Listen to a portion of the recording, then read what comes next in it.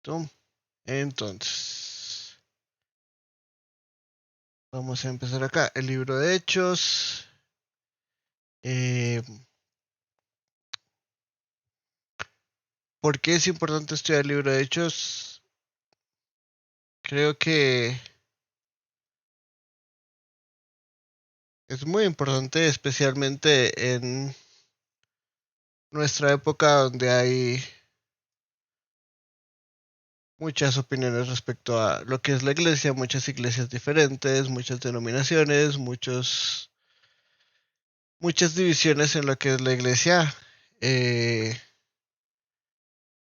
es el único registro inspirado que tenemos de lo que es el mundo cristiano después de que Jesús asciende al cielo. Eh, la historia de la iglesia sí está inspirada, pero el registro de la historia de la iglesia no está inspirada por Dios. Entonces, el único registro inspirado que tenemos sobre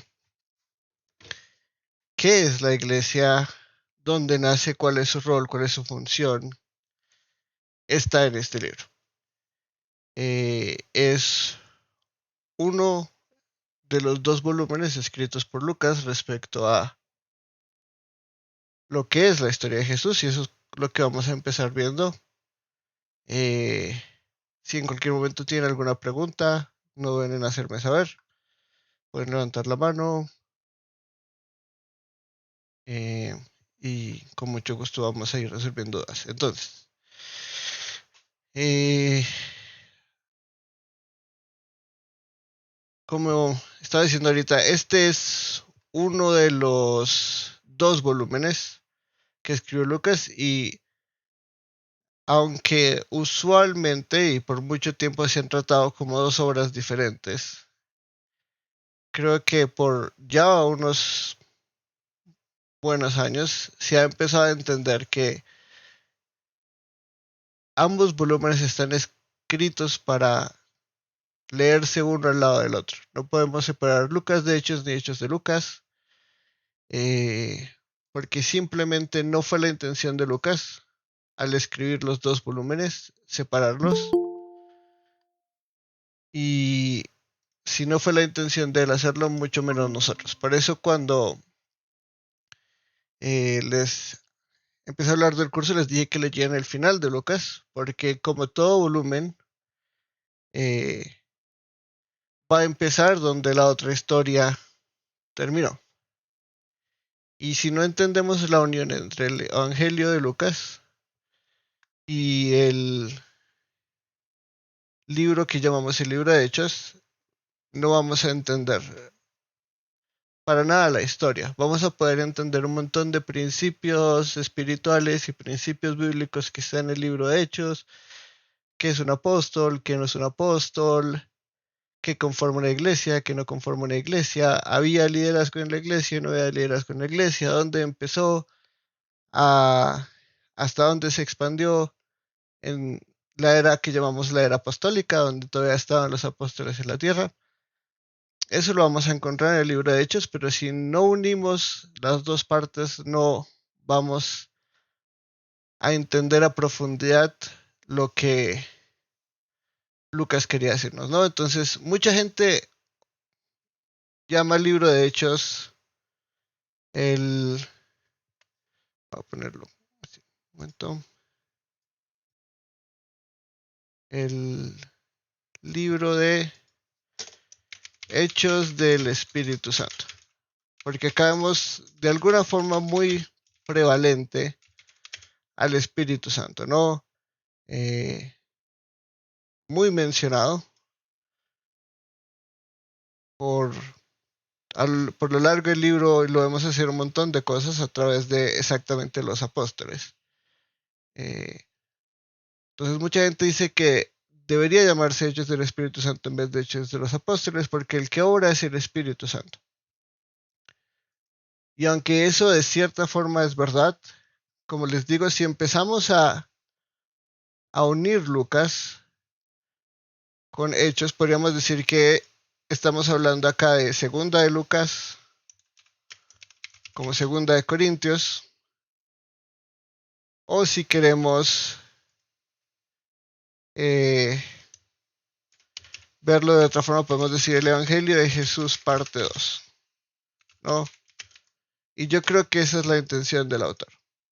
¿Por qué creo que esa es la intención del autor? Si nos vamos a la introducción del primer tomo, que es el Evangelio de Lucas, dice: por cuanto muchos han tratado de poner en orden y escribir una historia de las cosas que entre nosotros son muy ciertas, tal como nos la dieron a conocer desde el principio, fueron testigos oculares y ministros, como nos la dieron a conocer los que desde el principio fueron testigos oculares y ministros de la palabra, también a mí me ha parecido conveniente, después de haberlo investigado con diligencia desde el principio, escribírtelas ordenadamente, excelentísimo Teófilo, para que sepas la verdad precisa acerca de las cosas que han sido enseñadas. Entonces, desde Jesús hasta lo que se cree que es el primer evangelio que se escribe alrededor del 60 al 65, que es el Evangelio de Marcos, toda la tradición de la vida y obra de Jesús fue meramente oral. Mateo es testigo ocular de los hechos, porque él es uno de los 12. Marcos, que es el que se cree, escribió el primer evangelio, es el discípulo de Pedro. Por eso es que el evangelio de Marcos tiene autoridad apostólica, porque se cree Marcos está contando los relatos como Pedro los había escrito. Tenemos a Juan, que va a ser el último en escribir un evangelio. También un testigo ocular. Marcos y Lucas son los únicos que no. Pero Lucas es el único que nos dice el proceso por el que él pasó hasta llegar para escribir lo que es su primer volumen y el segundo volumen que se dirige a la misma persona. Teófilo es el griego para amante de Dios o amigo de Dios, eh, o aquel que ama a Dios. Entonces no sabemos si realmente esto es un nombre propio o simplemente una forma de referirse a un hermano en la fe. Pero Mateo escribe un registro muy ordenado en lo que para él organiza todo su material para mostrar que Jesús es el rey mesiánico o el Cristo, que cumple el Antiguo Testamento. Marcos nos muestra a Jesús como el Cristo, cumpliendo especialmente lo que es eh,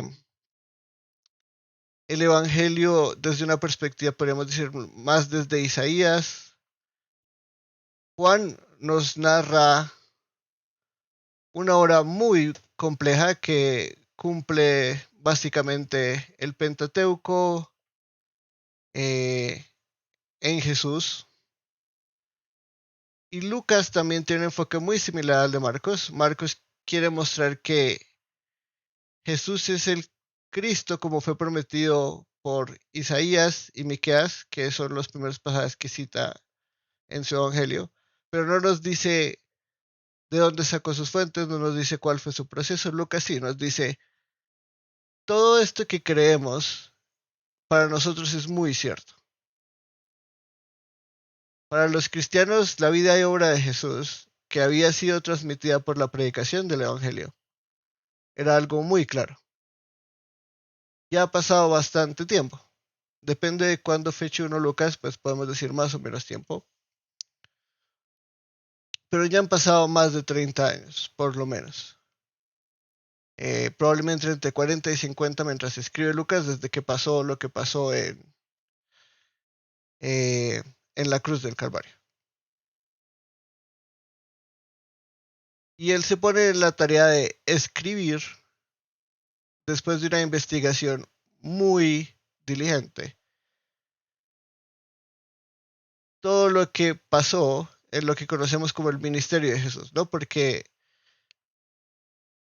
ninguno de los apóstoles o de los escritores nos narra la vida fuera del ministerio de Jesús. Lucas va a ir un poquito atrás y nos va a contar un hecho que pasó cuando él tenía 12 años. Mateo y Lucas ambos nos van a hablar de la concepción de Jesús, pero su infancia no es registrada en ninguna forma. Hasta donde podemos entender por lo que nos dijeron o nos dicen los 4 testimonios de los evangelios, su infancia fue algo muy normal. Eh, Ayudó a su familia, fue obediente, honró a padre y madre como ninguno de nosotros lo ha hecho en toda su vida, porque lo hizo perfectamente, nunca pecó. Y Andrea, dime. Profe, al tratarse de que estos registros se hicieron tantos años después y viene como de una tradición oral, podría aquí, no sé, ponerse la inquietud de la fiabilidad de esa información por tratarse de esta tradición oral y que se registró mucho tiempo después. Mucha gente pondría en duda la fiabilidad definitivamente, pero por ejemplo, si comparas los evangelios sinópticos, que son estos 3, eh, Mateo, Marcos y Lucas, ambos tienen mucho material en común, pero muchísimo. O sea, al punto de que hay secciones de texto que son prácticamente idénticas. La respuesta de algunos académicos respecto a esta realidad es uno copia al otro. Entonces, eso se llama interdependencia literaria, ¿no? Entonces, Marcos fue el primero, una copia la tuvo Lucas, la otra la tuvo Mateo, dependiendo de quién se cree que escribió primero, entonces uno cogió material del otro y el otro del otro y todos hicieron como lo suyo. Eh, yo no creo en la interdependencia literaria. Y para mí eso es una evidencia, o sea, solo los ángeles para mí son una evidencia de la veracidad, porque si tú ves, no es como que se reunieron 3 personas a decir vamos a escribir diferentes versiones de la misma historia, sino que muchas veces cuando leemos los evangelios vamos a ver inconsistencias aparentes, ¿sí? Y lo que nos muestra eso es que nunca se buscó hacer como una armonía y crear solo un evangelio, sino que cada uno tuvo su propósito en escribir su evangelio y que el evangelio había sido predicado fielmente todo este tiempo. Recuerda, en esta época que se escriben estos documentos, los apóstoles todavía están en la tierra. Y esa promesa que vamos a ver, que les iba a mostrar en un momentico, es porque incluso la Biblia misma nos promete que esta va a ser una realidad. Eh, entonces, no solo tenemos fiabilidad en los documentos, sino en la fuente de los documentos, que es esta persona de acá, el Espíritu Santo. Vamos rápido ahí, espérate, quito de acá.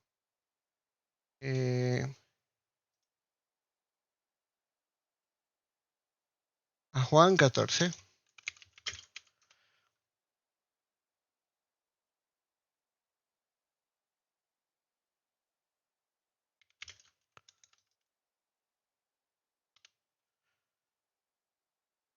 En la promesa del Espíritu Santo vemos un par de cosas. Nos volvemos acá, borramos acá un poquito.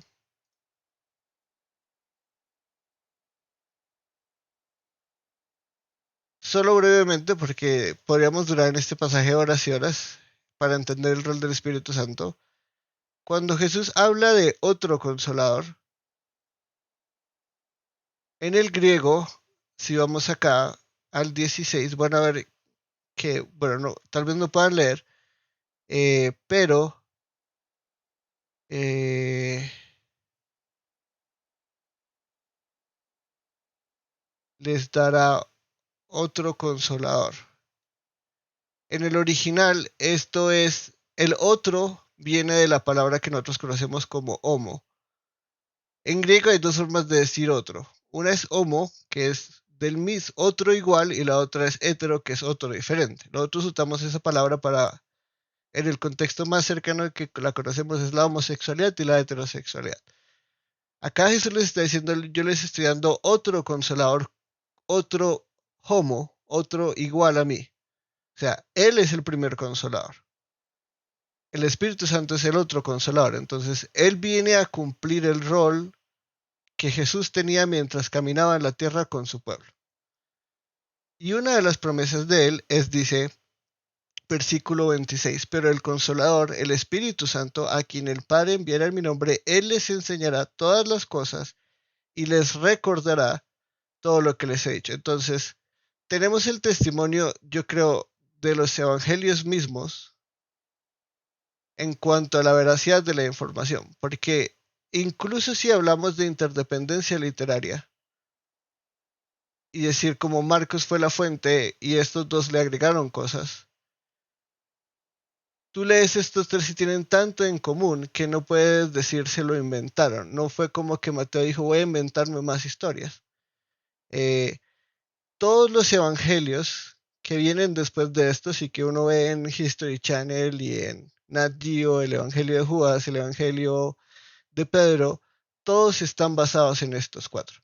No hay ningún académico, no importa qué tan escéptico y tan liberal del mundo, que tome esto en serio y diga que los cuatro evangelios no son el mejor testimonio que tenemos de quién fue Jesús en este mundo.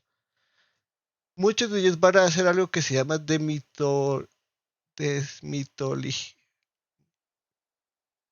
desmitologización. Y es decir, vamos a leerlos, pero vamos a quitar todos los milagros porque los milagros no ocurren. Pero todos te van a asegurar que no hay mejor testimonio de quién fue Jesús, de su persona histórica, que estos cuatro evangelios.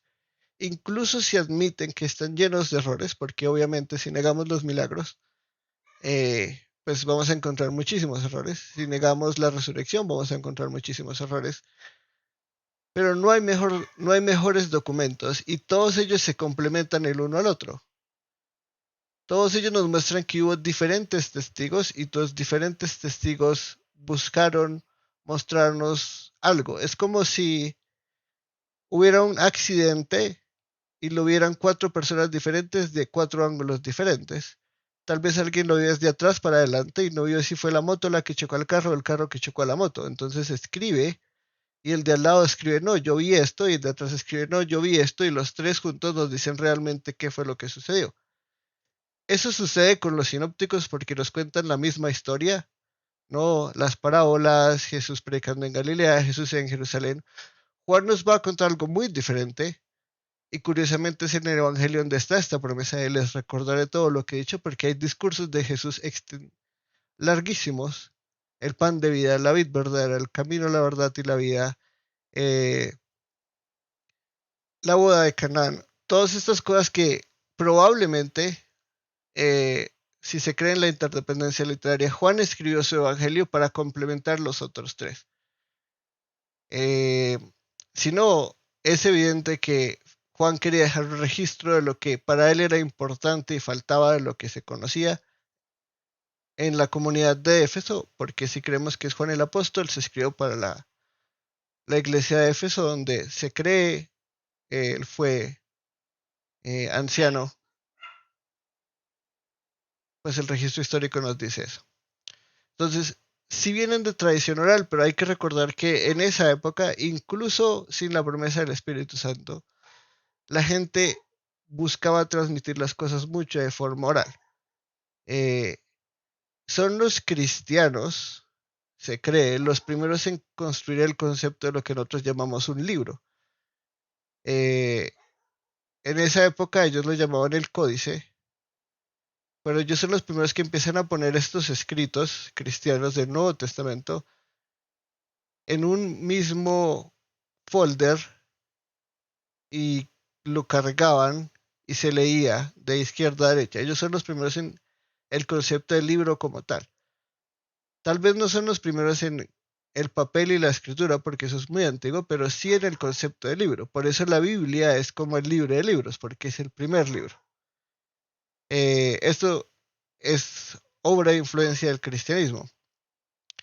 Los romanos tenían muchos escritos, pero más registros de censos, de historia, de personas, de impuestos. Si vemos los escritores que tenemos hoy en día son los famosos, que los cristianos en el video como Virgilio, como Cicerón, como Platón y Aristóteles, copiaron, pero hay muchos escritos que no están, de muchos filósofos y de muchos cristianos también. Pero la gente tenía muy buena memoria. Si por ejemplo cogemos los escritos de Homero, los escritos de Homero no se escriben como hasta 600 a 1000 años después de su muerte. Lo que se hacían era cantarse y se pasaban de generación a generación. Una tradición de 30 años que se predicaba constantemente, porque hay que recordar que los apóstoles predicaban constantemente esta verdad. Probablemente se cree que María estaba viva cuando Lucas escribió su evangelio. Por eso tenemos la historia de Elizabeth y de Zacarías, porque María le cuenta esa historia a Lucas, probablemente ella es la fuente de las historias largas respecto a ella y respecto a su embarazo. Eh, si tenemos a María y puedo acercarme a María y preguntarle qué fue lo que vivió ella, qué fue lo que pasó, pues es mucho más fácil escribir al respecto. Eh, los apóstoles estaban con vida casi todos, ya había algunos mártires. El hermano de Juan, probablemente Pedro ya estaba muerto cuando se escribe el Evangelio de Lucas. Depende de cuándo uno feche todo esto, pero muchos de los apóstoles estaban con vida, ¿no? Entonces tenemos testimonios de primera mano. No estamos hablando de testimonios de segunda o tercera mano.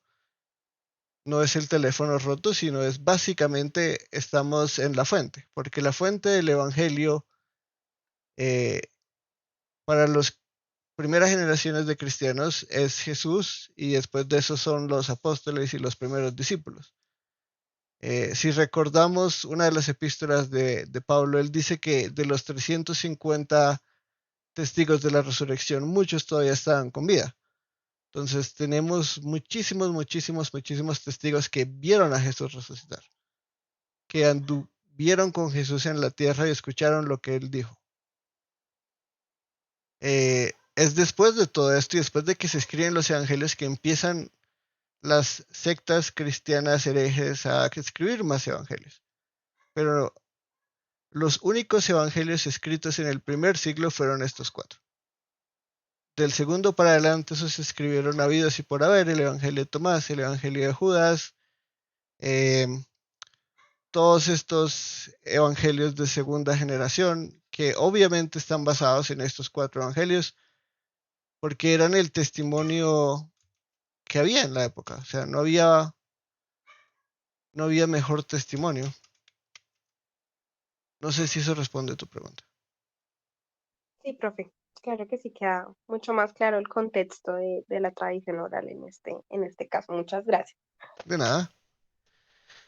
Entonces, estas cosas eran muy ciertas. El Evangelio de Jesús. Ahora toca dejar un registro escrito. Y esa es la tarea en la que se embarcan estos cuatro personajes, tres de influencia apostólica y Lucas con influencia de Pablo, obviamente, el apóstol que viene después de los 12. Él mismo se llama un apóstol a destiempo. Pero entonces todos los cuatro evangelios tienen sustento apostólico. Pablo siendo un testigo de la resurrección, como vamos a ver en el libro, no como estos tres, Mateo, Pedro y Juan, pero él va a ser la última persona en la historia de la humanidad que vio al Jesucristo resucitado, con sus propios ojos en el camino a Damasco. Fuera de Pablo nadie jamás ha visto a Jesús resucitado. Entonces tenemos cuatro testimonios, cuatro testigos de primera mano de la resurrección de Jesús. Tal como nos la dieron a conocer los que desde el principio fueron testigos oculares y ministros. Entonces no estamos hablando de segunda generación, de todos ya están muertos y sus discípulos nos cuentan estas historias fantásticas de Jesús, deificado y un montón de cosas, sino los mismos apóstoles que vamos a leer en el libro de Hechos estaban presentes y al alcance para Lucas eh, conocer de, y sabiendo que fue compañero de Pablo y que probablemente lo acompañó a muchos de sus viajes, eh, fue testigo no solo ocular del movimiento de la iglesia, porque vamos a ver que él se incluye en la historia en algún punto, sino tiene a Pedro para preguntarle qué pasó y tiene a Pablo para preguntarle incluso de su propia conversión. Entonces tiene todos los testimonios de primera mano. Lo investiga con mucha diligencia desde el principio, y esto es desde el ministerio de Jesús, para que sepas la verdad precisa acerca de las cosas que te han sido enseñadas, ¿no? Entonces, todo ya lo he aprendido, pero ya lo vas a conocer, uno, en orden, y dos, muy detalladamente. Y este es el testimonio del Evangelio de Lucas. Ahora, si vamos a Hechos, tenemos también una introducción que no podemos separar. Dice, en el primer relato, entonces acá este es el volumen 1, el Evangelio de Lucas. Estimado Teófilo, escribe acerca de todo lo que Jesús comenzó a hacer y a enseñar.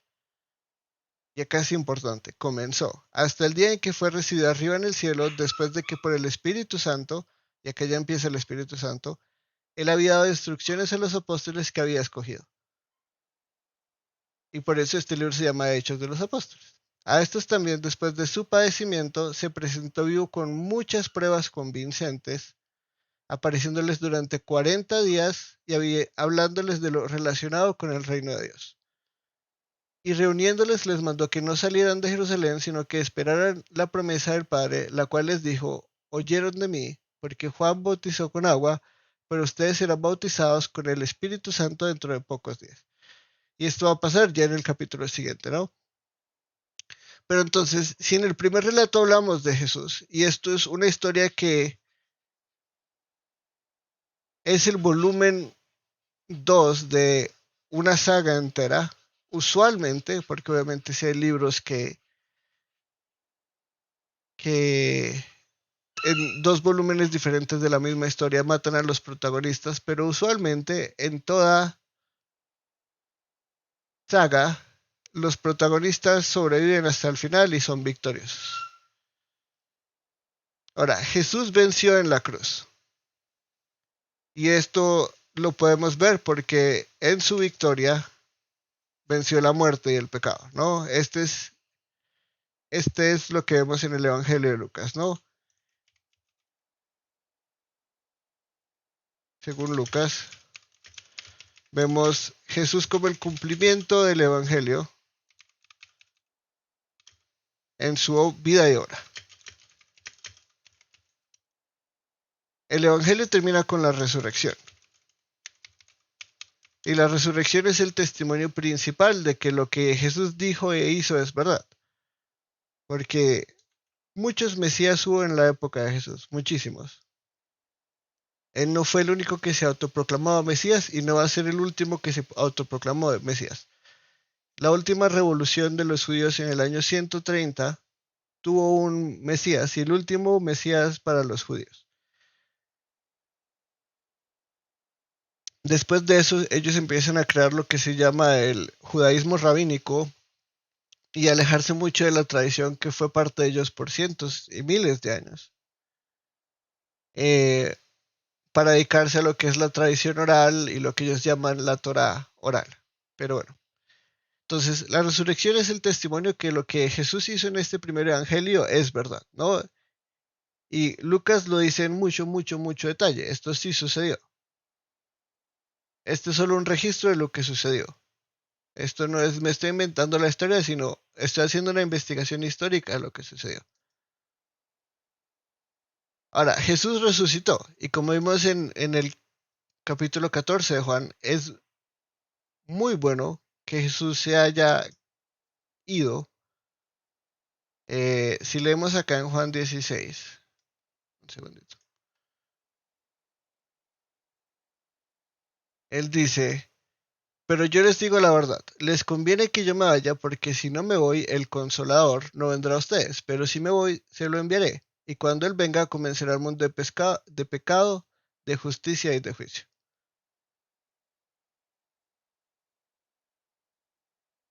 Mucha gente se pregunta por qué Jesús no está en la tierra. El libro de Hechos nos muestra por qué. Porque el Espíritu Santo fue prometido y para que el Espíritu Santo fuera entregado, Jesús ascendido, Jesús el resucitado tenía que ascender. Ya sentado en el trono del universo como Rey Supremo, envía a su Espíritu para que su iglesia sea su representante en la tierra. Y yo creo que ese es el punto del libro de Hechos. No tanto qué tanto hizo el Espíritu Santo, sino si podemos decir que el Evangelio de Lucas es la resurrección, la crucifixión y la resurrección,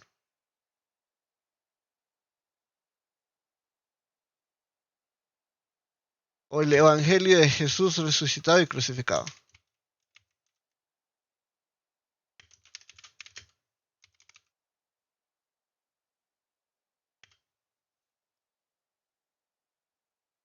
Porque si vemos el último capítulo de Lucas, tenemos la resurrección, Jesús se aparece a sus discípulos,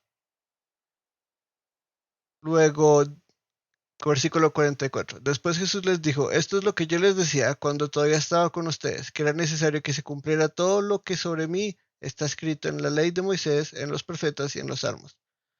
Entonces les abrió la mente para que comprendieran las escrituras y les dijo, así está escrito, que el Cristo padecerá y resucitará entre los muertos al tercer día y que en su nombre se predicará el arrepentimiento para el perdón de pecados.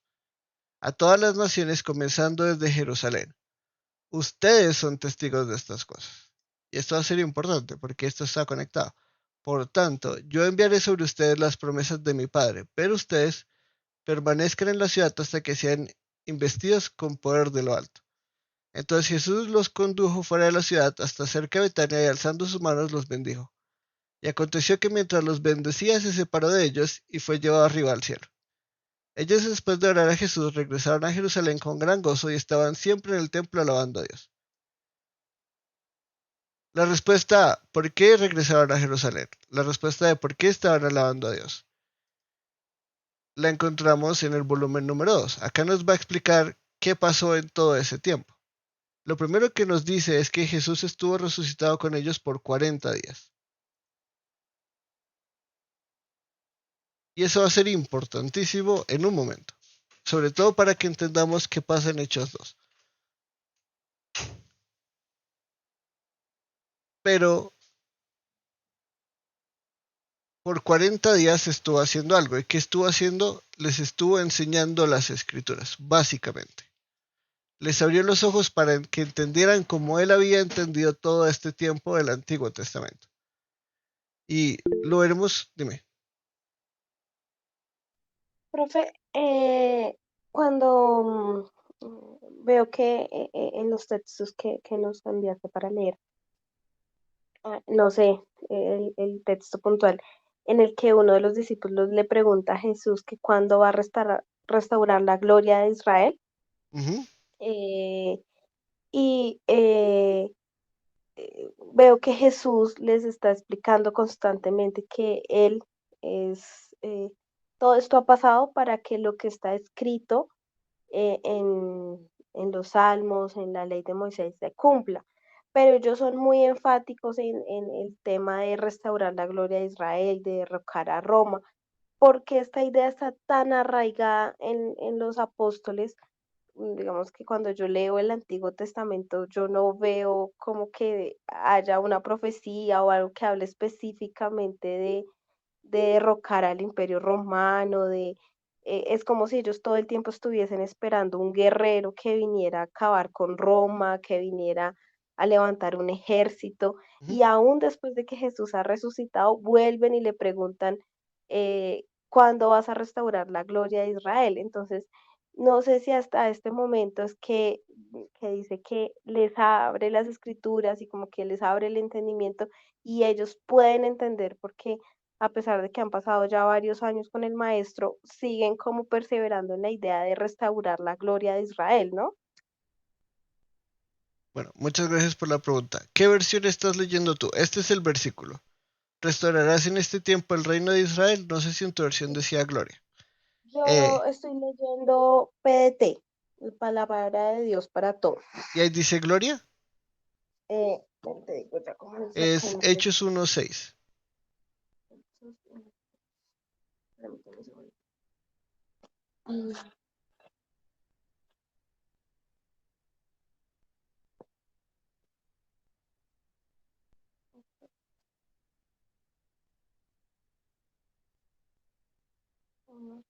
acá dice, en esta versión, los apóstoles estaban reunidos con Jesús y le preguntaron, ¿cuándo le vas a devolver ahora el reino a Israel? Sí, entonces sí, es el reino. Pero pues tienes razón, el reino está muy relacionado con la gloria. Eh, no sé si alcancemos a ver eso hoy en detalle, pero para responder a tu pregunta brevemente, esa era la expectativa de la época. Eh, Eso es por un periodo de 400 años, desde Miqueas hasta Jesús. En todo Ujú. ese tiempo hubo un montón de problemas para el pueblo de los judíos y se empezó a desarrollar una exégesis mesiánica de un reino físico como lo fue en la época de Israel. Y la restauración, porque si tú ves, los cuatro evangelios van a hablar de la restauración del reino de Israel. Entonces no es que Jesús no pensara o no viera en su vida que él vino a restaurarle el reino de Israel. El problema es que él tenía un entendimiento diferente de qué significaba restaurar este reino y qué significaba el reino. Por eso él lo va a llamar el reino de los cielos y el reino de Dios y no el reino de Israel.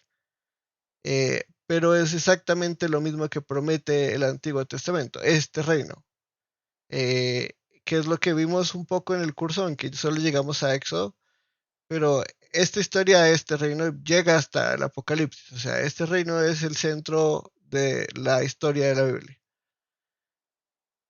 Jesús sí ve que en su obra él restaura eso. Lucas en específico nos va a ver que Jesús viene a restaurar el reino de Israel como lo dice el profeta Isaías, que se considera es el evangelio del Antiguo Testamento, ¿no?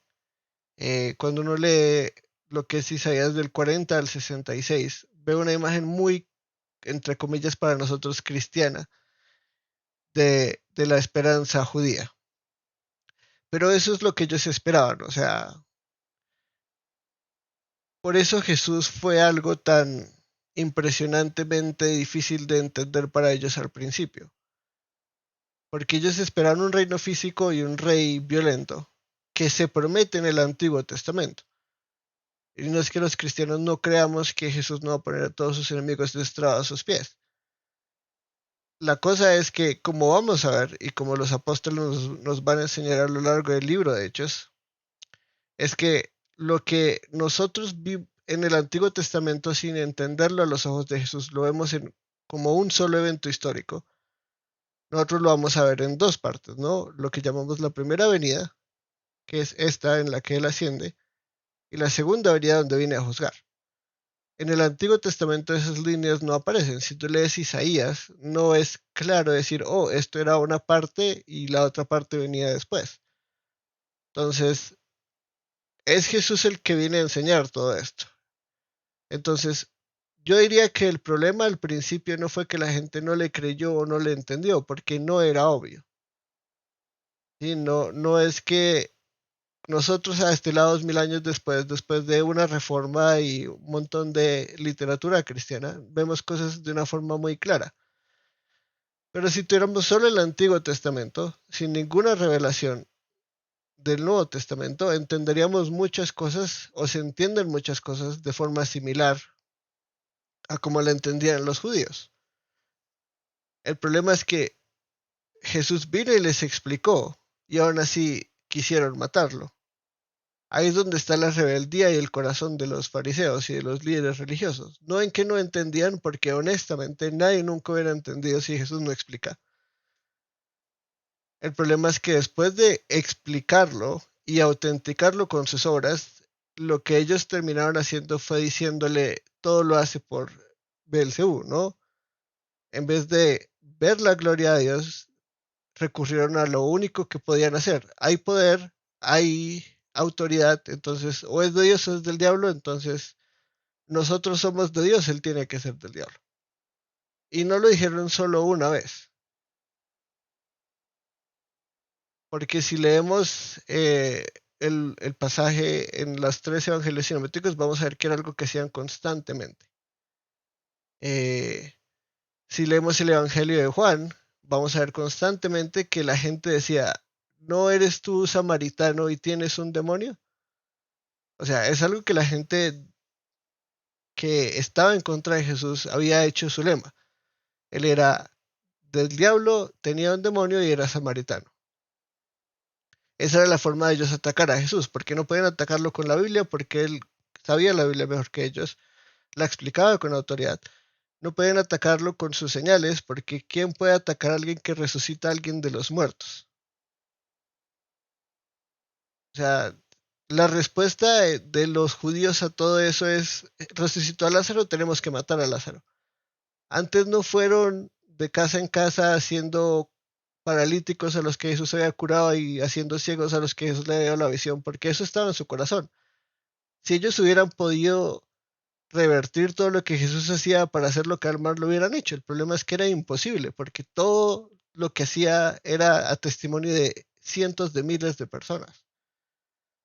Entonces, ¿qué es lo que les queda decir? No, pues sí, él hace todo eso, pero es del diablo.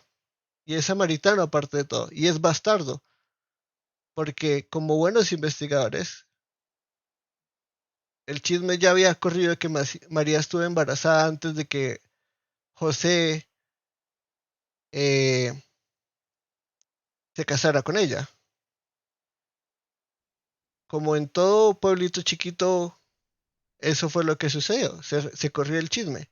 Sí, José se quedó con ella y se casó, pero el chisme estaba ahí y ellos averiguaron el chisme. Por eso en Juan 8 dice, nosotros no somos bastardos, al menos somos hijos puros de Abraham. Y aprovecharon eso de que sabían que él no era hijo legítimo de José para decir, es samaritano. Probablemente su mamá se escapó con un samaritano y tuvo un bastardo samaritano que aparte de todo está endemoniado. Mm. Eh, pero Jesús les explica. ¿Y qué hacen ellos? Después de ver toda la gloria y toda la autoridad, decir, no, es del diablo. Pero no es claro. Entonces, definitivamente hasta cierto punto es entendible que esperaran algo, porque sí tenemos promesas en el Antiguo Testamento de que David va a volver y va a reinar y va a poner sus enemigos destrabados a sus pies. Y es más, vamos a ver que los apóstoles van a citar esos pasajes en este mismo libro. Pero Jesús no está poniendo los enemigos estrados a sus pies, no está acá combatiendo a romanos. Por eso Jesús les va a explicar y vamos a ver que ellos entendieron muy bien. Porque en el sermón que vamos a ver ahorita en el capítulo 2, vamos a ver que están aplicando los mismos principios de interpretación que Jesús. Cuando uno entiende a Jesús como el centro de la escritura y va al Antiguo Testamento con el filtro de Jesús, ahí es donde todo está claro. Pero si cortamos el Antiguo Testamento y lo leemos por sí solo, vamos a llegar probablemente a conclusiones muy similares. Y hay gente que lo ha hecho, hay gente que ha hecho que debemos desprender el Antiguo Testamento del Nuevo y entenderlo en sí mismo, y han llegado a muchas conclusiones que los judíos llegaron en la época de Jesús. Porque si no te pones las gafas de Jesús para entender el Antiguo Testamento, vas a llegar a esa conclusión de que, ok, Israel fue exiliado, pero Dios les promete, yo los voy a restaurar a mí. ¿Sí? Yo me divorcié de ustedes, pero así como Sara la estéril tuvo bebés, ustedes van a ser como mi nuevo matrimonio, ¿no? Voy a hacer un nuevo pacto y les voy a reunir a mí y los voy a buscar de todas partes y ustedes van a volver a ser mi reino, pero no como antes, que era imperfecto, sino ahora perfecto. Entonces, si yo entiendo que el primer reino fue un reino teocrático físico en la tierra y que hay esta promesa de tierra, eh, ¿qué es lo que espero? Que vaya a ver lo mismo. La única diferencia es que en la visión de ellos el reino perfecto es que no estaba contaminado de falsa adoración, definida no por el corazón, sino por las obras que yo hago. Entonces, si yo cumplía todos los rituales y cumplía el sábado y cumplía todas las reglas, entonces yo era un buen ciudadano del reino de Israel y el reino de los cielos. Eso es lo que importaba, no la obediencia de corazón, mm, que es lo que Jesús va a contrarrestar en el Sermón del Monte. Les va a decir, ustedes creen que por hacer cosas están alcanzando la justicia, ¿verdad? Cuando yo les digo, en el corazón se encuentra la verdadera justicia. Si tú no cometes adulterio, pero es una mujer con deseo, ahí ya está el adulterio. Ya eres culpable delante de Dios, que es algo que un judío incluso hoy en día diría. No, lo importante es que yo no me acueste con otra mujer. Si yo tengo pensamientos con 1000 mujeres, eso no es lo importante, porque el mandamiento está claro, no cometerás adulterio. No dice, no pensarás cosas impuras acerca de una mujer. Entonces, si yo obedezco al pie de la letra, ya tengo justicia. Y Jesús viene a contrarrestarles todo esto. Y en vez de ellos buscar a Dios y su justicia, ellos buscan su propia justicia y lo crucifican. Pero entonces, esto está muy conectado. Lo siento si me desvío mucho del tema. Eh, tranquilo. Esto también pasaba porque ellos, estoy intentando como entender un poco más esta concepción que se tenía de los apóstoles con las palabras que tenían del Antiguo Testamento. Es porque en el Antiguo Testamento no se habla como un hijo de Dios, sino de un Mesías únicamente. Por eso ellos también era tan difícil comprender el concepto de hijo de Dios, porque esperaban, era como un Mesías, un rey como David, era esa más su expectativa conforme a lo que interpretaban del Antiguo Testamento. pues, eh, si referimos como hijo de Dios, como Dios mismo hecho carne, definitivamente ningún judío esperaba eso. Mm, Eh, no es claro en el Antiguo Testamento, a menos de que entiendas como la pregunta que les hace Jesús a los fariseos. Si David le dice Señor y él es el rey, ¿no? Y el Señor existía antes de él, ¿quién es este Señor? ¿Quién es más alto que David que él le dijo el Señor a mi Señor? ¿Sí? O sea, le dijo Dios a mi Señor, siéntate a mi diestra. Entonces, es Señor de David, pero existe antes de David y Dios lo declara Señor, no David. Entonces, son esas conexiones las que luego nosotros con lo que llamaríamos una interpretación cristocéntrica podemos entender como la deidad hecha persona. Pero si, por ejemplo, tratamos la frase hijo de Dios que está en el Antiguo Testamento, eh, usualmente era un título para la realeza más que para la divinidad. Recuerda también que en el Antiguo Testamento la Trinidad es un misterio, ¿no? Entonces, si yo te dijera Dios se va a encarnar, yo no pensaría en la segunda persona de la Trinidad se va a encarnar. Eso es algo que vemos después de la cruz. En el Antiguo Testamento no hay ninguna referencia explícita a la Trinidad. El Nuevo Testamento nos interpreta el Antiguo Testamento para explicar la Trinidad en pasajes como Génesis 1, en Juan 1, ¿no? El paralelo. Pero no es que yo lea Génesis 1 solito y diga, ahí está la Trinidad, sí o sí. Sí, sí, yo no conozco el Nuevo Testamento y le doy a alguien el Antiguo Testamento y le digo, lea así Génesis 1:1 y le digo, ¿cuántos dioses hay? Va a decir, solo hay uno. Y le digo, ¿por qué está conformado ese Dios? Va a decir, pues, por él mismo. Sí, no va a decir por tres personas consustanciales, igual de poderosas, mismos atributos, verdadero Dios, indivisible, como los credos cristianos van a decir, porque no es de suyo evidente, es algo que toca interpretar cristocéntricamente.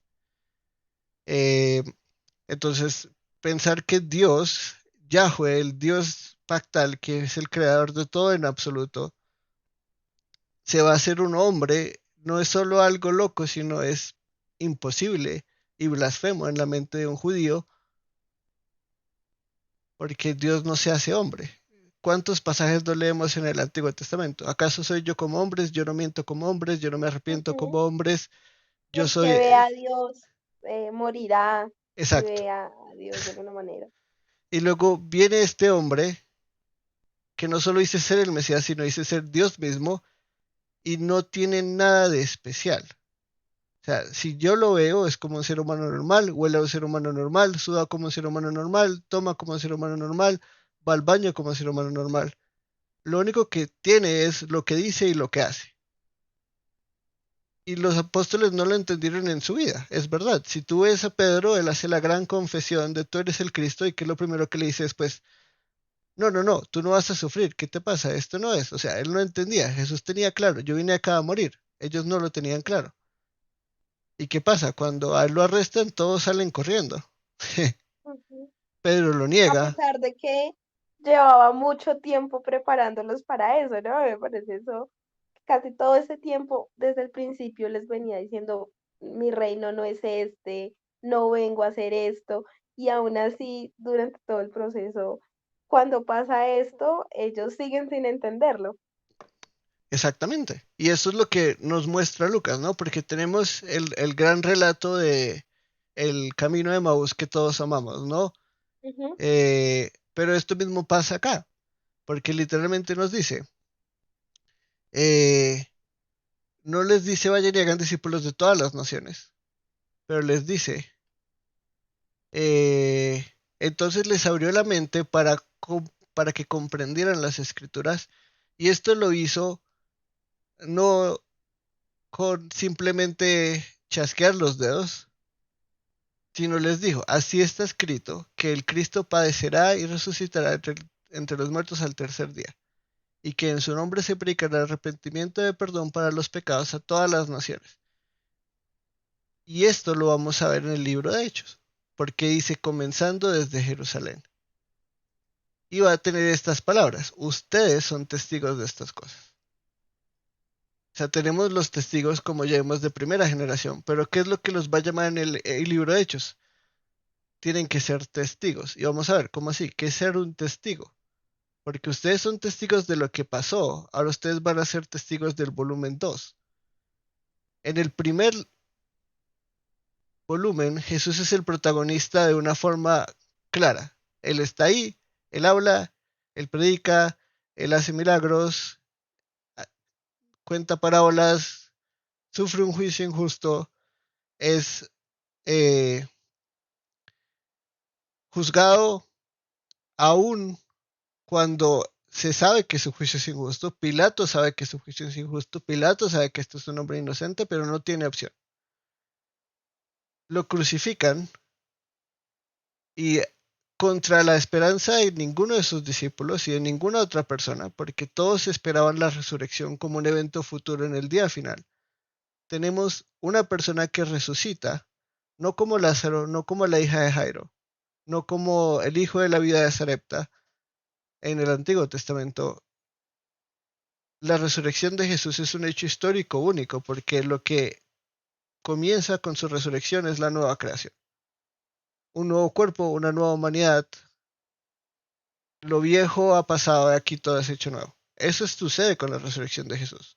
Su cuerpo es único. Su cuerpo no es como el de los seres humanos que vienen de Adán. Él es un prototipo de lo que es un ser humano nuevo hecho en él. ¿Sí? La unión con Cristo y lo que seremos es lo que Él es de su resurrección, la semejanza de lo que Él es nuestra esperanza. No una existencia inmaterial, sino tener algo similar a lo que Él tiene. Obviamente no igual, porque Él es único. Nosotros no podemos ser Dios hecho carne, pero sí somos hechos una nueva humanidad por unión a Él. El punto es que nadie esperaba nada de esto, absolutamente nadie, y los discípulos tampoco. Por eso incluso después de la resurrección, aunque Él les explica, ellos están esperando la restauración del reino. Y vamos a ver que Jesús no les dice, cállense, ustedes no saben de lo que habla, sino les dice, ustedes no saben los tiempos, pero el reino sí va a ser restaurado. ¿Y cómo va a ser restaurado? Lo vamos a ver exactamente en el libro de Hechos. Porque los tiempos no lo saben, pero el Espíritu Santo lo van a tener y eso es todo lo que ustedes necesitan. No necesitan saber los tiempos, por eso deben vivir cada día como si el Señor fuera a vivir mañana. Y eso hacían los cristianos, ¿sí? Muy consistentemente vivían como si mañana mismo pudiera llegar. Y ya lo veremos, por qué vendían sus propiedades. ¿Qué significaba que vendían sus propiedades? ¿Debemos vender nosotros nuestras propiedades y crear una comunidad cerrada de cristianos? Todo eso lo vamos a ver. Pero entonces, si, no sé si tengas alguna otra duda antes de continuar. No, profe, continúa, Perfecto. por favor, gracias. Entonces, si en el primer volumen tenemos a Jesús como protagonista y su protagonismo es la crucifixión, porque la resurrección tenemos un pedacito muy chiquito. En todos los evangelios la resurrección es un pedacito muy chiquito y uno diría, pero ¿por qué si es algo tan importante? Estuvo 40 días con ellos, resucitado, contándoles y enseñándoles y pasando tiempo con ellos, y ninguno de los apóstoles dijo, no, y fuimos aquí, y fuimos allá, e hicimos esto, hicimos lo otro. Es como, eso no es importante, pero lo es, porque nosotros nos encantaría saber qué pasó, qué les enseñó, qué hicieron. Mateo no nos lo cuenta, Marcos no nos cuenta, Juan no nos cuenta, pero Lucas sí. No nos cuenta qué pasó en esos 40 días, pero nos cuenta lo que esos 40 días significaron. Y para mí, si fuéramos a llamar el libro los hechos de los apóstoles o los hechos del Espíritu Santo, para mí el título apropiado de este libro sería El Evangelio del Jesucristo resucitado o el Evangelio del Jesús resucitado. Porque en el primer volumen lo vemos camino a la cruz y vemos lo que pasa, resucita, pero no vemos qué es lo que trae la resurrección.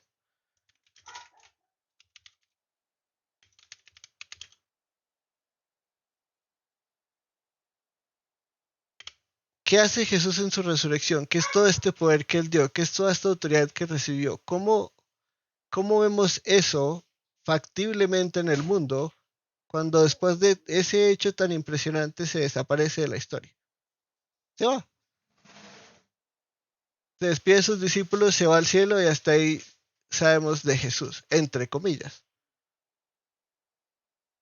Pero vamos a ver que todo esto era parte del plan de Dios. Esto no es accidental. Jesús resucitado no va a obrar como un ser presencial en un trono terrenal, sino va a obrar como un ser único, el Dios hombre, perfectamente Dios, verdaderamente hombre, verdaderamente Dios, resucitado con toda su gloria, quien por lo que hizo en la cruz es coronado como rey del universo. Y no se va a centrar en un trono pequeñito, en una ciudad pequeñita, sino se va a centrar en el trono que es trono de tronos, el trono mismo de Dios. Ese es su trono. Y desde ahí va a gobernar. Por eso él se va. Él no se va para desaparecer y ya, él se va para gobernar el mundo con autoridad. ¿Y cómo hace eso? A través de lo que sus discípulos van a hacer. Y ahí es donde vamos a ver qué es ser un testigo.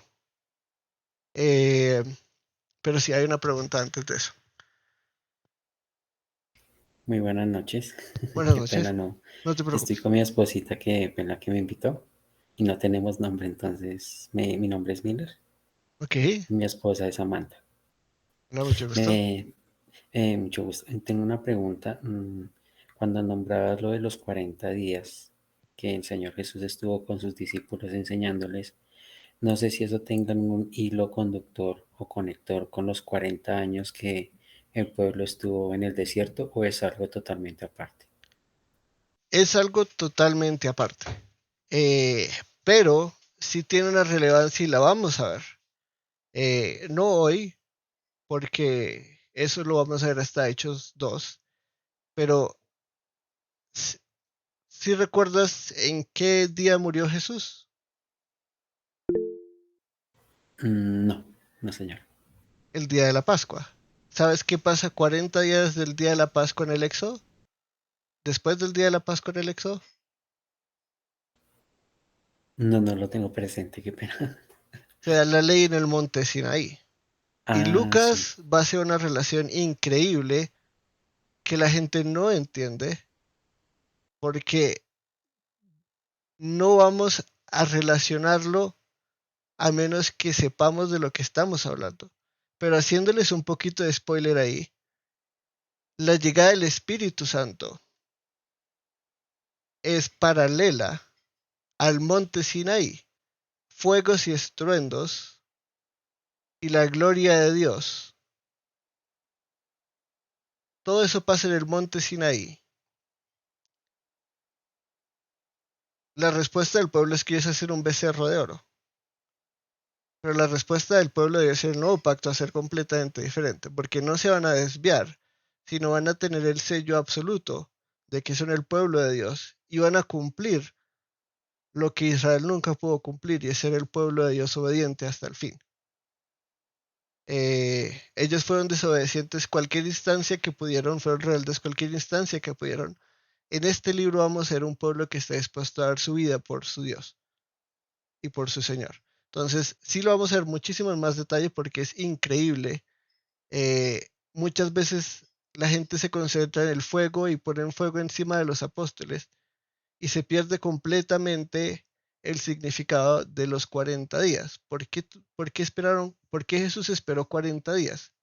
No lo hizo por accidente. Él quería que se relacionara su vida con el cumplimiento de las escrituras, que es lo que les enseña a sus discípulos. Yo les voy a enseñar por qué lo que ustedes experimentaron como testigos oculares es el cumplimiento de lo que se prometió desde Moisés hasta Malaquías. Todos esos profetas durante 1500 años escribiendo de izquierda a derecha hablaban de este Señor. Y Él los va a mostrar cómo, y por eso yo les digo, o sea, sin el Antiguo Testamento jamás vamos a entender el Nuevo Testamento. Hay gente que intenta desprender las verdades, pero todos los autores del Antiguo Testamento del Nuevo Testamento intencionalmente están poniendo o, o analogías o referencias o simbolismo del Antiguo Testamento en todo lo que sucede en la vida de Jesús y de los apóstoles. Las epístolas están empapadas del Antiguo Testamento. Apocalipsis es imposible entenderlo sin el Antiguo Testamento. Yo no puedo leer Apocalipsis sin leer Daniel. Yo no puedo leer Daniel sin entender toda la historia del pueblo de Israel. Entonces, todo está, o sea, está tan relacionado, tan unido, tan increíblemente diseñado, que es increíble que estos libros que se escribieron cientos de años de diferencia, a veces miles de años de diferencia, están tan conectados con esta persona que nosotros creemos por fe. Es el cumplimiento de todo esto y el entendimiento de los apóstoles y de Jesús del Antiguo Testamento es único. Es único para la época, es uno de ahí en adelante. Lo vamos a ver, o sea, lo vamos a ver en este capítulo cuando reemplazan a Judas. Van a citar la Biblia. ¿Por qué citan un salmo? Pareciera como que cogieran aleatoriamente palabras que les convienen y digan como, ay, esto no sirve, entonces usemos esto para reemplazar a Judas. Pero no, o sea, ellos tenían un entendimiento tipológico del Antiguo Testamento y eso lo vamos a ver en el reemplazo de Judas. Pero entonces, la primera parte del volumen 1, la obra de Jesús, es cómo Jesús se vuelve rey. Y es dando su vida por los suyos. Es siendo el rey sacrificial que se entrega para vencer la muerte y el pecado. Y como recompensa por su obediencia, esto ya interpretado en las epístolas, es coronado rey de majestad, un estado que no tenía antes de la encarnación, porque no había una humanidad a la que coronar como rey. Sí, él era señor del universo en su deidad y lo sigue siendo y nunca lo dejó de ser. Pero como Dios hombre es coronado rey del universo. Y por eso vamos a ver que la predicación de los apóstoles va a ser Jesús es rey del universo, Jesús es señor de señores, Jesús es el rey prometido a una escala como nunca antes lo habíamos imaginado. y o nos sometemos bajo su reino y su voluntad y somos salvos de la ira venidera, o lo rechazamos y pereceremos. Punto. Pero entonces uno dice, wow, qué historia tan chévere. El héroe venció, resucitó, tiene una corona de gloria, todo el poder y toda la autoridad, Mateo lo dice claramente, toda autoridad me ha sido dada en los cielos y en la tierra, no hay nada que esté fuera de su control, no hay nada que esté fuera de su autoridad. Y uno diría con los discípulos, este es el momento. Tenemos un rey no solo todopoderoso porque es Dios hecho hombre, sino ¿quién va a poder contra este hombre solo? No necesita ni ejército. Lo hemos visto calmar el mar, lo hemos visto crear comida de la nada, lo hemos visto resucitar a los muertos. Si hacemos un ejército de 12 con espadas, si nos matan, cada vez que nos maten nos reviven y ganamos. O sea, es imposible perder. Solo se necesita uno y a él, y ya, se ganó la pelea. Entonces, uno diría con los apóstoles, claro, tenemos el Rey Todopoderoso absoluto, este es el momento. Nosotros hemos sido fieles, digamos que sí, ¿no? Al final todos corrieron, pero seguimos acá. De todos los seguidores que quedaron, los 100 y pico que van a estar en el aposento alto, con nosotros es un reino, todos felices. Y Jesús no les dice que no, pero les dice, voy a gobernar como le dice a Pilato, mi reino no es de este mundo. Yo lo voy a gobernar de alguna forma como ustedes no se lo esperaban. Y la forma en la que Jesús va a gobernar como Rey Todopoderoso es a través de unos hombres incapaces, mal entrenados, que van a cometer muchísimos errores, y un fariseo que odiaba tanto a su pueblo que iba a matarlos por todos lados, y a ese escoge Dios para ser su vicegobernante, su virrey. A ese escoge Jesús. O sea, uno dice, si yo fuera Jesús, yo escogería los más fuertes, los más increíbles, los más sabios, los más inteligentes. Y escoge unos pecadores, como todos los demás, redimidos por gracia, les da el Espíritu Santo y confía en que ellos van a hacer su obra. Y no solo confía, sino nos garantiza.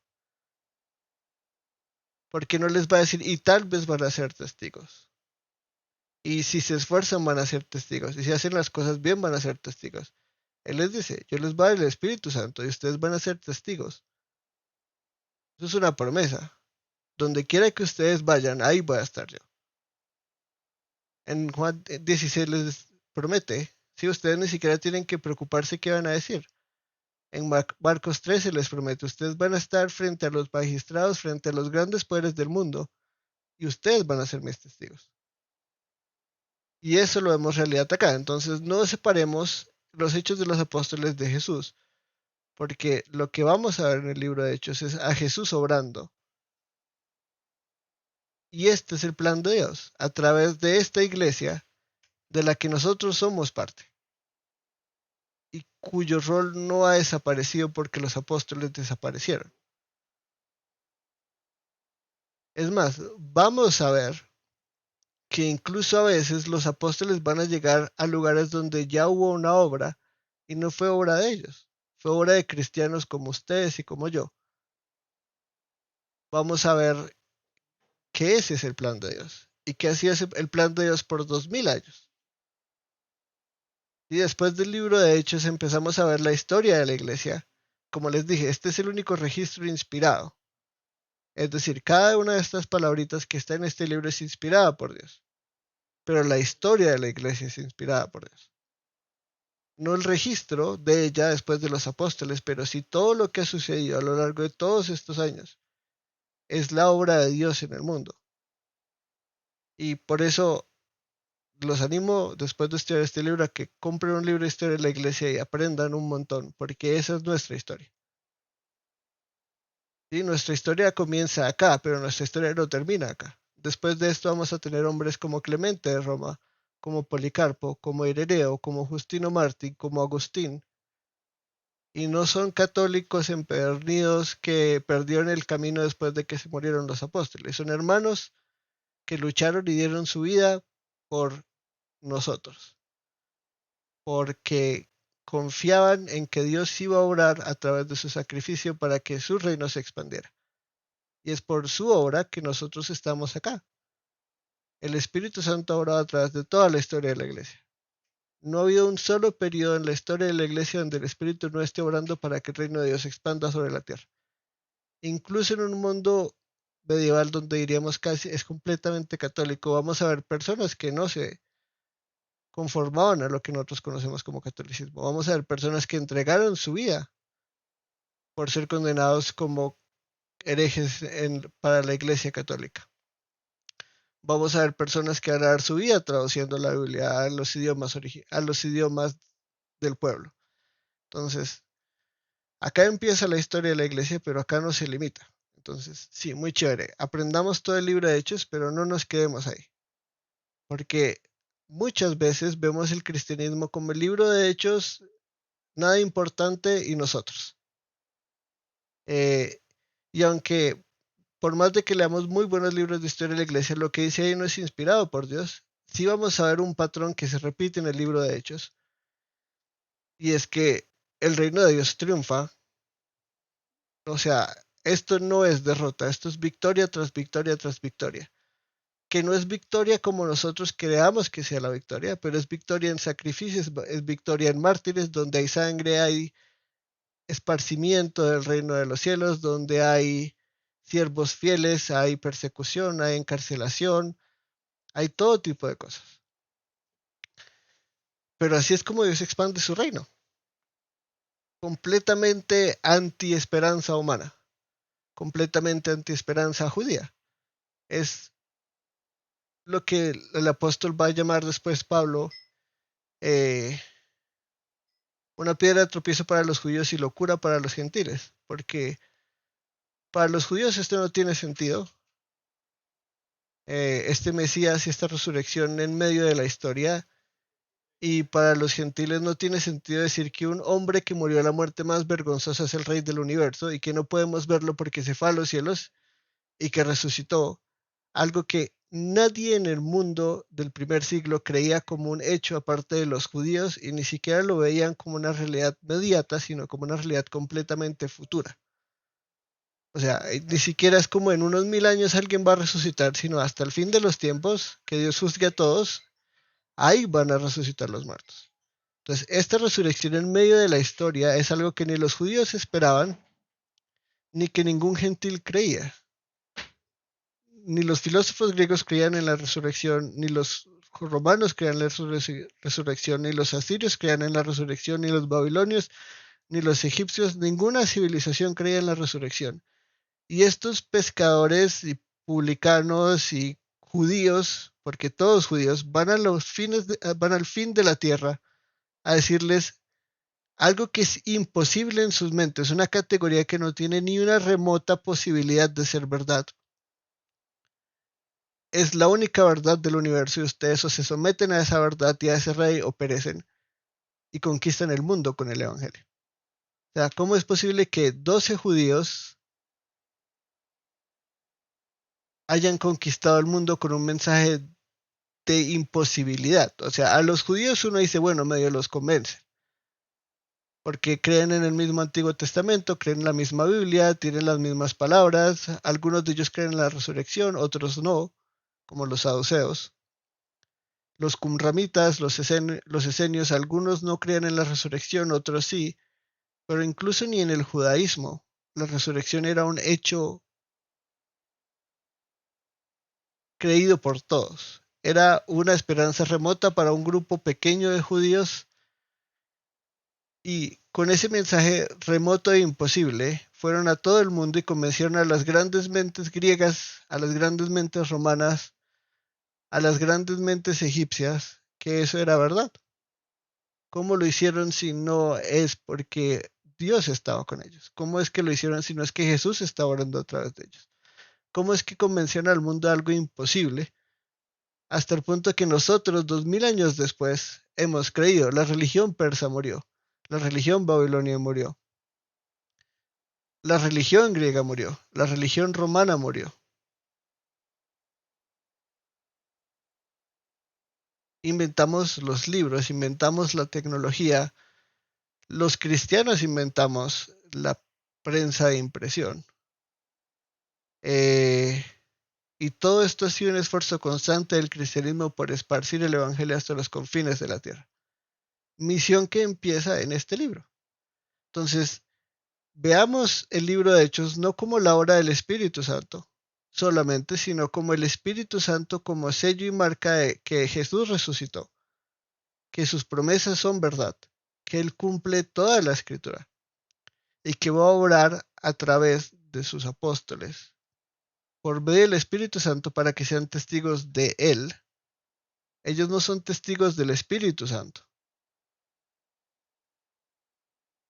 Ellos son testigos de Jesús y por eso nosotros nos llamamos cristianos y no espíritu santianos. Porque nuestra identidad no está en el Espíritu Santo. Gloria a Dios por el Espíritu Santo, porque sin Él no podemos ser testigos de Jesús. Amén. Pero nosotros no somos testigos del Espíritu Santo. La iglesia no es la iglesia del Espíritu Santo. La iglesia es la iglesia de Cristo, la iglesia es la iglesia de Jesús.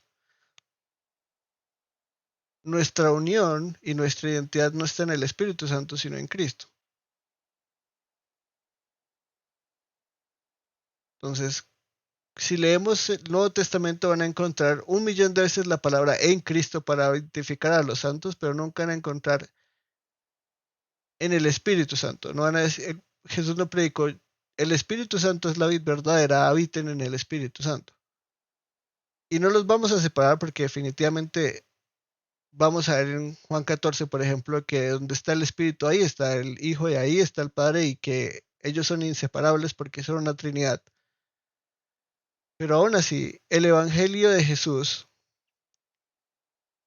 es el Evangelio de Jesús, ¿no? Y es el Hijo el que se encarna, es el Hijo el que hace su obra, y es el Hijo el que es coronado, y es el Hijo el que cumple las Escrituras.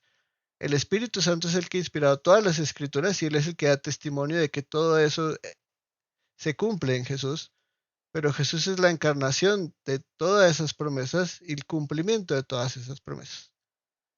Cuando leemos todas las promesas de Jesús son sí y son sí en Cristo. No nos dice, ay, podemos coger cualquier promesa de la Biblia y son sí porque son sí en Cristo, porque Cristo existe, entonces son sí para mí. Lo que nos está diciendo el apóstol ahí es literalmente, vayan al Antiguo Testamento, busquen una promesa y eso se va a cumplir o se ha cumplido en Cristo. Todas. ¿Sí? Entonces las promesas de Dios no son para mí, las promesas de Dios se cumplen en Jesús. Y eso lo vamos a ver en el libro de Hechos. Porque no todas las promesas se cumplieron en su muerte y su resurrección. Hay muchas promesas que se cumplieron después de su resurrección. Y hay muchas promesas que todavía no se han cumplido hasta que Él vuelva de nuevo. Y hay muchas promesas que se cumplen en su iglesia. Pero ¿de quién es la iglesia? De Jesús. Y entonces hay que unir todo esto para entender qué es la iglesia. Y eso es lo que vamos a ver. Eso es lo que vamos a ver a lo largo de este libro. Entonces, tenemos testigos oculares de la resurrección a los que Lucas va para escribir su primer volumen y tenemos testigos que él conoce y con los que él va a compartir. O sea, Lucas va a entrar en medio de esta historia. Por eso ya no nos dice a través de una investigación exhaustiva, dice todo esto, porque él ya está presente en esta historia. En este segundo volumen, Lucas no es un observador que está yendo al pasado y dejándonos un registro histórico. Lucas es protagonista de esta obra que Dios está haciendo en Jesús, en el Jesús resucitado. Y es protagonista del libro también. Lo vamos a encontrar en algún punto. No va a estar al principio, definitivamente no, porque el Evangelio empieza y la iglesia empieza en Jerusalén. Pero a medida que se va expandiendo, en algún punto de la historia, Lucas se va a meter de una forma muy sutil. No va a decir, y aquí estoy Lucas yo, pero va a empezar a usar el segunda persona plural. Y fuimos, e hicimos, y estuvimos. Ya se incluye. no nos dice cómo llegó en qué ciudad estaba cuando escuchó el evangelio, cómo se convirtió, solo nos dice, y de un momento a otro ya estaba ahí, con Pablo y con Silas y estábamos viajando. Ahí se mete a él sutilmente, pero esta es la historia de él y de nosotros y de todos los cristianos que somos parte de este reino que Dios ha restaurado en Jesús, que continúa restaurando y que restaurará consumadamente en la segunda venida. Y seguimos acá. Dice, y reuniéndolos los mandó que no salieran de Jerusalén, sino que esperaran la promesa del Padre, la cual les dijo, oyeron de mí porque Juan bautizó con agua, pero ustedes serán bautizados con el Espíritu Santo dentro de pocos días. Entonces, Jesús atribuye esta promesa ni siquiera a sus propias palabras, que escuchó en Juan, que él dijo en Juan y que tenemos registradas en Juan, sino se va a las palabras de Juan el Bautista. Y esto es como un pequeño y bonito tributo al testimonio y la veracidad del ministerio de Juan el Bautista.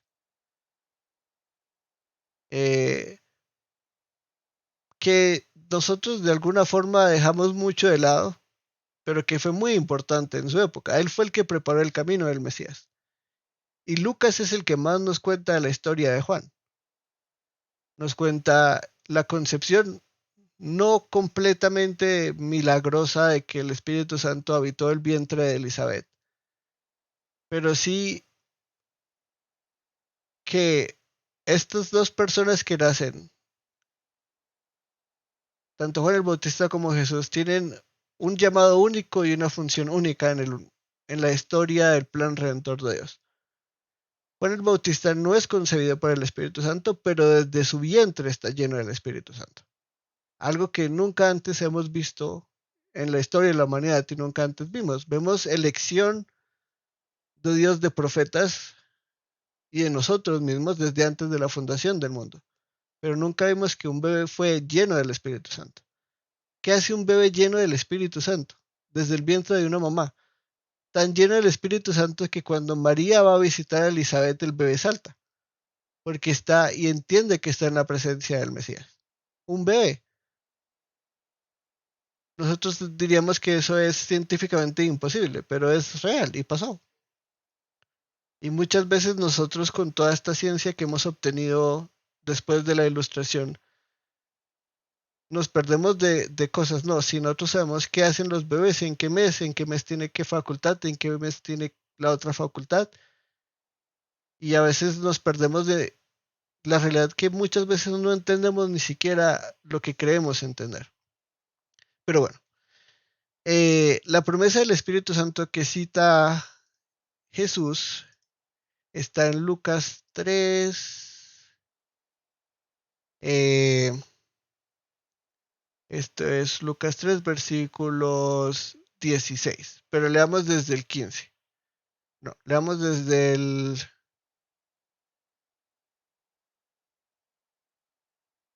No, sí, desde el 15. Entonces, Juan el Bautista está en su ministerio era el bautismo para el arrepentimiento entendiendo cómo tenemos que cambiar nuestros caminos y volver a Dios, ¿no? Y dice, como el pueblo estaba a la expectativa y todos se preguntaban en sus corazones acerca de Juan si no sería él el Cristo, entonces ellos dicen, ¿será él el Cristo? Porque está acá diciéndonos que nos arrepintamos y eso es lo que vemos que el Mesías va a venir a hacer, ¿no? Va a volver a traer el pueblo a Dios, pide que se arrepientan y los va a gobernar y en la esperanza de ellos pues está lo que ya hablamos, ¿no? Que va a llegar y va a matar a todos los romanos. Eso es muy importante para ellos, definitivamente, porque no les caen nada bien los romanos, se la pasan revoltosos contra los romanos. Eh, y esta es la respuesta de Juan. Yo los bautizo con agua, ¿no? Entonces, este es mi ministerio. Mi ministerio es bautizar con agua. Yo predico el arrepentimiento y yo bautizo con agua. Pero viene uno que es más poderoso que yo, a quien no soy digno de desatar la correa de sus sandalias. Él los bautizará con el Espíritu Santo y con fuego. El, uy, espérense que tapé el pasaje. El bieldo está en su mano para limpiar completamente su era y recoger el trigo en su granero. Pero quemará la paja en un fuego que no se apaga, ¿no? Entonces tenemos dos verdades. La primera es que va a bautizar con el Espíritu Santo, o sea, su bautismo es superior al bautismo de Juan. ¿Cómo sabemos que es superior a Juan? Que es más poderoso que él, porque puede bautizar con el Espíritu Santo, mientras él solo bautiza con agua. Entonces, bautismo 1, bautismo 2. Pero también bautiza de otra forma, con fuego. Entonces, esto es parte del más poderoso. Él solo bautiza con agua para arrepentimiento. Esta persona que viene después de él va a bautizar con Espíritu Santo y con fuego. ¿Qué significa esto? Siguiente versículo. Es como si alguien, el dueño de un campo de trigo, fuera a recoger su trigo, ¿no? Entonces, el bieldo es esta herramienta que es como un rastrojo, pero anterior al rastrojo, menos práctico. El rastrojo es la evolución del bieldo, básicamente. Y con eso se recogía el trigo y se limpiaba lo que no era trigo, ¿no? Lo que era la paja, porque crecen juntos y Jesús va a contar luego una parábola con eso. Pero entonces va a poner lo que sí es suyo en su granero y lo que no es suyo lo va a quemar. Entonces, esta persona que es mayor que Juan hace dos cosas. Bautiza con el Espíritu Santo y bautiza con fuego. Son cosas separadas. ¿Y a qué se compara eso? El Espíritu Santo es el trigo que va en el granero. Y el fuego es la paja que se quemará. Y es un fuego que no se apaga. Entonces, si vamos acá y decimos, el fuego es la paja que se quema, el trigo es lo que está en el granero, decimos, Él viene a salvar, pero también tiene la autoridad de condenar, ¿no? Y esto es algo que vamos a ver muchísimo en el Antiguo Testamento. Si leemos Isaías del 40 al 66, van a encontrar un siervo de Jehová y su función es salvar y condenar. Y uno diría, ok, Juan está simplemente mostrando el cumplimiento de las escrituras en la vida de este uno, ¿no? Y luego vemos que ese uno es Jesús. En este lado de la historia vamos a ver esta realidad. Y ahí es donde les digo, es muy difícil si uno va en el Antiguo Testamento separarlas, porque son ambas realidades y ambas funciones de este uno. Pero lo que no nos dice el libro de Isaías es que los va a separar por más de 2000 años o por 10.000 años. No sabemos cuánto va a durar la historia de la iglesia.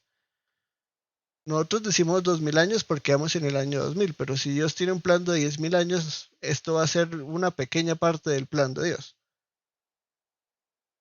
Todo el mundo dice que ya se acabó, pero eso decíamos en el primer siglo, eso decíamos en el segundo siglo, eso dijimos en el tercer siglo, cuarto, quinto, sexto, séptimo, octavo, noveno, décimo y en adelante. Todo el tiempo decíamos ya se acabó, esto ya se cerró el chuzo, ya pasaron 1000 años, obviamente eso era eh, todo, ya vuelve Jesús, luego pasaron otros 1000 años y seguimos acá. Pero entonces, estas dos realidades son funciones de lo que vamos a conocer del siervo de Jehová. Y eso lo vamos a ver, si Dios quiere, yo creo que ya la otra clase, porque no creo que vayamos a los siguientes versículos. Pero esto es parte de la función del siervo de Jehová, ¿no? Siervo que Juan el Bautista entiende que Jesús es, porque él se ve como el que prepara el camino, y el que prepara el camino lo prepara para el siervo de Jehová. Y el siervo lo que atrae es la restauración del reino de Israel. Entonces todo eso está muy conectado. Pero entonces tenemos estas dos realidades. Ahora, si vamos al libro de Hechos, lo primero que vemos es uno que Jesús autentica a Juan el Bautista como profeta, ¿no? Y no debemos subestimar a Juan el Bautista. Jesús mismo dijo, no hay hombre nacido de mujer más grande que Juan el Bautista. Que el menor en el reino de los cielos, que el menor en el reino de los cielos sea mayor que Juan, no quiere decir que Juan no sea una persona muy importante, porque lo es. Entonces, lo primero que hace Jesús es autentifica a Juan como el bautismo, porque él es el que les dice. No, ellos escucharon estas palabras y reuniéndoles les mandó que no salieran de Jerusalén, sino que esperaran la promesa del Padre, la cual les dijo, oyeron de mí. O sea, esta es una promesa de Dios. Y ahí ya empezamos a ver, incluso lo que predicó Juan, que está basado obviamente en promesas del Antiguo Testamento, eh, eso es verdad, ¿no? Entonces tenemos la certeza de Juan el Bautista como profeta, aunque solo tenemos un par de cosas que él dijo, ¿no? En Juan tenemos el Cordero de Dios que quita el pecado del mundo, en los sinópticos tenemos esto, el bautismo del Espíritu Santo, luego tenemos en Juan que él dice, yo soy el padrino de bodas, el novio es el importante, que él crezca, que yo decrezca, y vemos que lo matan porque una tal Salomé lo seduce al rey y que lo que hacía era denunciarlo porque estaba teniendo una relación que no era lícita ante la ley de Dios. Eso es todo lo que sabemos de Juan. Pero en la época de Jesús, Juan era muy importante, incluso cuando ya había muerto, al punto de que los fariseos tenían miedo de decir de un muerto que no era profeta, por miedo a la multitud. O sea, así de importante era Juan que incluso muerto la gente hubiera acorralado a los fariseos y a los saduceos y los hubiera apedreado por decir que Juan no era profeta. Que con la llegada del gran Mesías, que es lo que él vino a traer, hoy en día nosotros vemos a Juan como pequeñito, pero en esa época él era muy importante.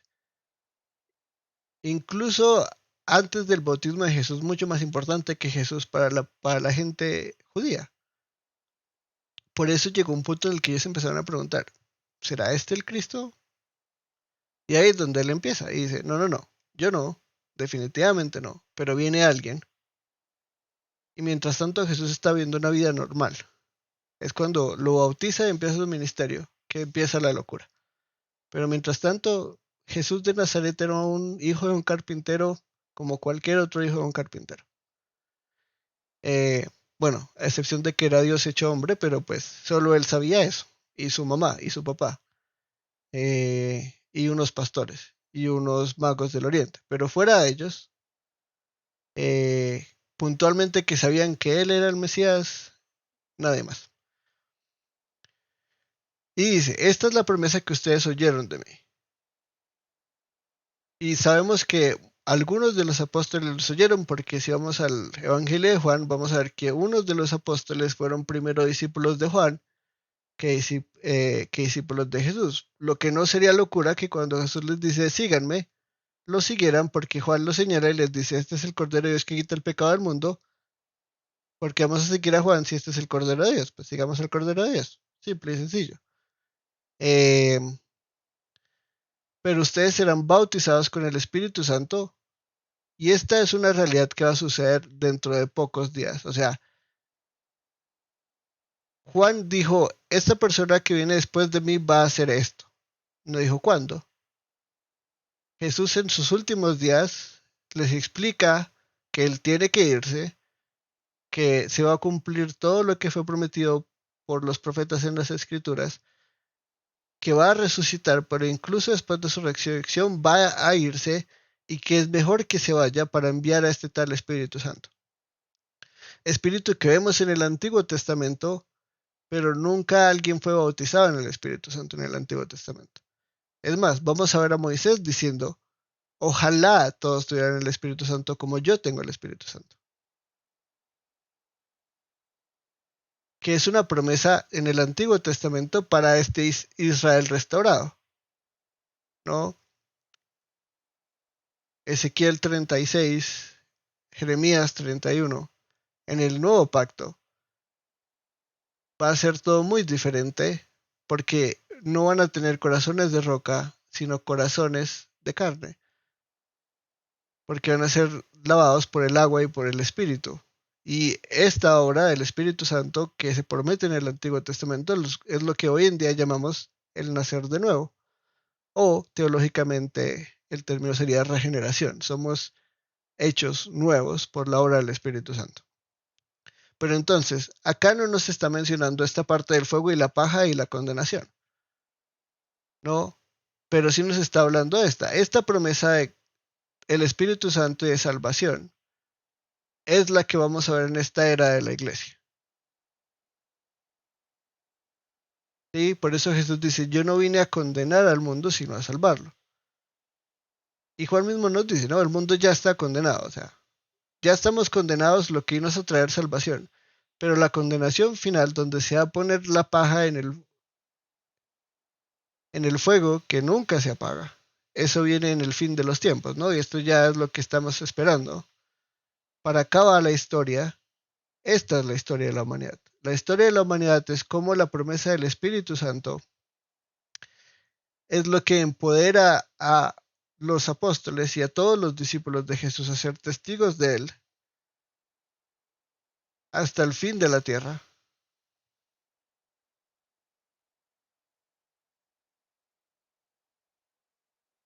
Y así el mundo va a ser salvo. Entonces, podemos decir, esta es la era y la época en la que estamos viviendo. Esto que vemos acá, esto es el fin de los tiempos. Y nosotros somos parte del fin de los tiempos.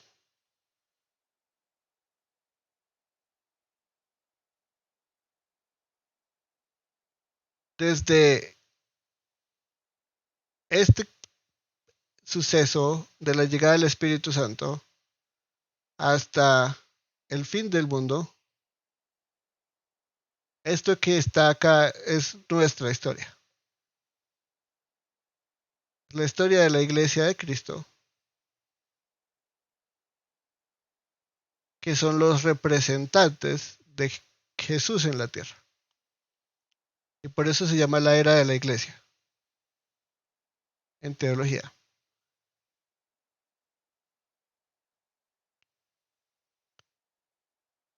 Entonces, por eso nos cita la otra parte que dice bautizados con el Espíritu Santo y con fuego, porque la función del Espíritu Santo de salvación y de traer salvación es lo que va a ser y lo que va a suceder en el libro de Hechos. Sí, en el libro de Hechos no vamos a ver a los apóstoles condenando a nadie al infierno, ni predicando el infierno, ni hablando del infierno. O sea, ni siquiera van a hablar del infierno. Ellos van a hablar de Jesús como Señor. No van a encontrar en Hechos ninguna predica que diga, si usted se muere hoy, ¿a dónde iría mañana? O cielo o infierno, escoja. O ¿es usted una buena persona? No, 5 leyes espirituales. Ellos van a predicar el cumplimiento del Antiguo Testamento en Jesús y por eso debemos creer en Jesús. Y creyendo en Jesús, somos hechos parte de este pueblo que se llama la Iglesia. Somos sellados con el Espíritu Santo y nos hacemos testigos de esta realidad que se cumplió ese día hace muchos, muchos, muchos años en Pentecostés. Increíblemente, dentro de muy pocos días.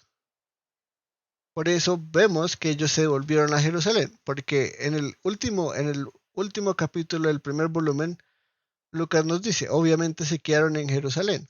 Pero ¿por qué uno diría, por qué se quedaron en Jerusalén? Si salen de la ciudad y se van a Betania y alzan sus manos y los bendice, ellos lo adoran, lo que dice que lo reconocen como Dios, ¿no? Porque ningún judío adora a alguien que no sea Dios, ¿no? Pero ellos lo adoraron. O sea, ellos ya entienden la divinidad del Mesías. Y dice, y aconteció que después de orar a Jesús regresaron a Jerusalén con gran gozo y estaban siempre en el templo alabando a Dios. Entonces ellos vuelven a Jerusalén y no se despegan de lo que llamaríamos costumbres judías como ir al templo, porque hasta este momento el templo es parte todavía de lo que es las promesas de Dios, ¿no? El templo es la casa de Dios y el lugar donde habita Dios. eh, que definitivamente se acaba con la destrucción del templo en el año 70 después de Cristo. Pero ¿cómo no van a regresar a Jerusalén con gran gozo si reciben estas palabras tan maravillosas? En pocos días van a ser bautizados con el Espíritu Santo. O sea, eso es algo que ellos decían, wow, llegó el momento. En cualquier momento acá estando en Jerusalén, ¡pum!, vamos a ser bautizados con el Espíritu Santo. Ellos no dijeron, vamos a estar en un aposento alto en medio de Pentecostés y ahí va a llegar el Espíritu Santo. Ellos dicen, en cualquier momento vamos a experimentar esto que debe ser una locura. Entendemos y vemos que incluso la resurrección de Jesús es por el poder del Espíritu Santo, la ascensión de Jesús es por el poder del Espíritu Santo. Imaginen si ese Espíritu Santo nos habita en nosotros, esto va a ser la locura. ¡Qué felicidad! Y de ahí viene esta pregunta. ¿Qué es lo que va a pasar en el siguiente versículo? Después de esta promesa y de ya en unos pocos días, dice, ¿restaurarás en este tiempo el reino de Israel? Esa pregunta está conectada con lo que él les está diciendo, porque ellos no ven la promesa del Espíritu Santo como algo separado a la restauración del reino. Y vamos a entender por qué. Ya la próxima clase que lo veamos. No sé si hay alguna pregunta antes de que cerremos.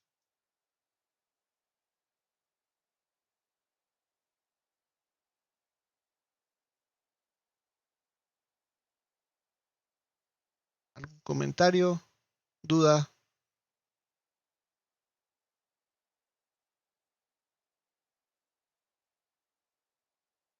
Listo. Entonces nos vemos el próximo viernes. Voy a subir la grabación ahorita y yo creo que ya mañana la publico. En la grabación voy a incluir mi cámara porque no sé por qué no funcionó hoy acá. Y la publicaré por el grupo de WhatsApp. Cualquier cosa que necesiten me pueden escribir. Bueno, Vale, profe, muchísimas gracias por la explicación. a Feliz noche. ustedes. Feliz Feliz noche. noche, muchas Feliz fin de gracias. semana. Gracias.